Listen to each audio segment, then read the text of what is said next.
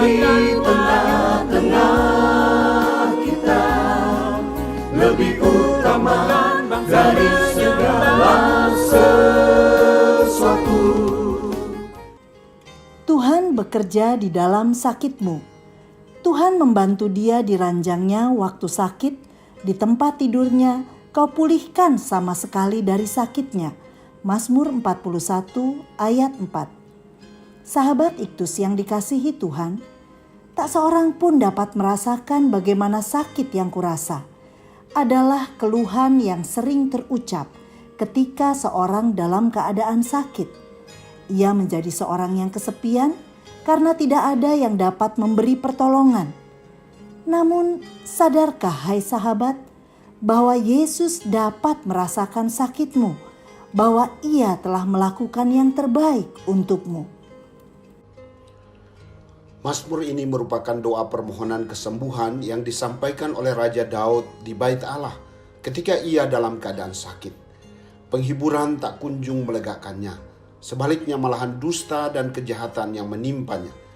Bukan hanya oleh para musuh, tetapi juga sahabat karibnya yang mengangkat tumitnya terhadapnya. Ayat 6 sampai ayat 10.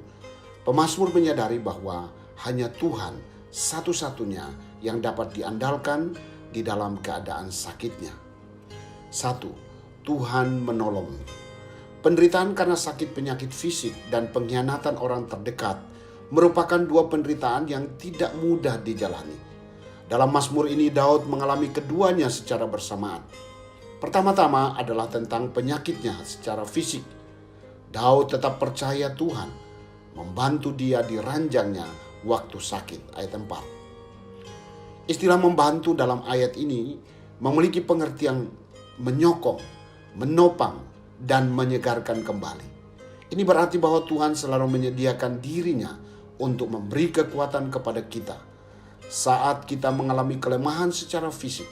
Bahkan sesungguhnya Yesus telah terlebih dahulu menanggung penyakit kita di dalam tubuhnya di kayu salib. Bandingkan Yesaya 53 ayat 4. 2. Tuhan memulihkanmu. Di tempat tidurnya kau pulihkannya sama sekali dari sakitnya. Ayat 4. Pemulihan ini lebih menunjuk kepada kesembuhan dari penyakit secara psikis. Sakit fisik yang dialami Daud masih tidak seberapa bila dibandingkan sakit hati yang ia rasakan karena sikap orang-orang di sekitarnya. Baik dari para musuhnya, tetapi juga dari sahabatnya sendiri. Bandingkan ayat 10. Mungkin yang dimaksud adalah Ahitofel, sahabat karibnya yang makan rotinya. Artinya seorang yang sangat akrab dengannya, namun mengangkat tumitnya terhadap dia. Bandingkan 2 Samuel 15 ayat 12. Ia bukan hanya meninggalkannya, tetapi juga menghina, melawan dan berusaha menggantikan dia. Tuhan tidak tinggal diam dalam situasi ini. Ia sanggup memulihkan rasa sakit hati yang dalam. Kau pulihkan sama sekali dari sakitnya, menunjukkan pemulihannya yang sempurna. 3. Tuhan mengasihimu. Di tengah pergumulan seperti ini, Raja Daud terkucil dalam ketidakberdayaannya. Kemudian ia menghampiri Tuhan dan berkata, Tuhan, kasihanilah aku. Ia menyadari bahwa hanya dengan belas kasih Tuhan saja ia dapat melewati masa penderitaannya. Pernyataan ini menunjukkan penyerahan total dirinya kepada pribadi Tuhan, Sang Pengendali hidup. Sembuhkanlah aku, sebab terhadap Engkaulah aku berdosa. Ayat 5. Dalam hal ini Raja Daud menyadari bahwa Tuhan memakai penyakit yang dideritanya sebagai sarana introspeksi diri dari setiap dosa yang telah dilakukannya. Memang tidak semua penyakit sebagai akibat dosa. Namun tidak salah juga bila seorang menjadi sadar akan dosanya dan mengalami kesembuhan secara utuh, bukan hanya secara fisik atau psikis, tetapi juga mengalami kesembuhan rohani. Sahabat Iktus, Tuhan Yesus selalu mempedulikan keadaan kita. Ketika kita mengalami kelemahan fisik, Ia datang memberi kekuatan. Ketika kita menyimpan kemarahan yang menyebabkan rasa sakit di dalam batin kita, Ia pun memulihkan dan membalut hati yang luka. Bahkan Tuhan Yesus telah menyediakan pengampunan dosa untuk kita dan Ia memberi kesembuhan secara utuh. Saya bersyukur karena Yesus Kristus telah menderita dan mati di kayu salib untuk menanggung segala sakit penyakit saya.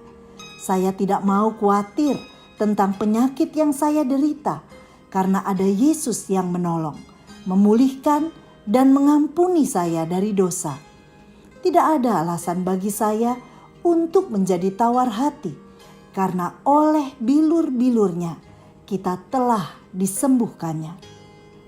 Sahabat Iktus yang dikasihi Tuhan, penyakit apa yang saya derita saat ini dan saya mau berdoa untuk memohon kesembuhan darinya?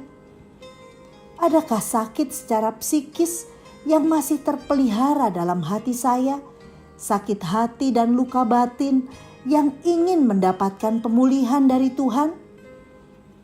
Hal apa yang perlu saya perbaiki sebagai hasil introspeksi diri secara rohani di masa sakit yang saya alami?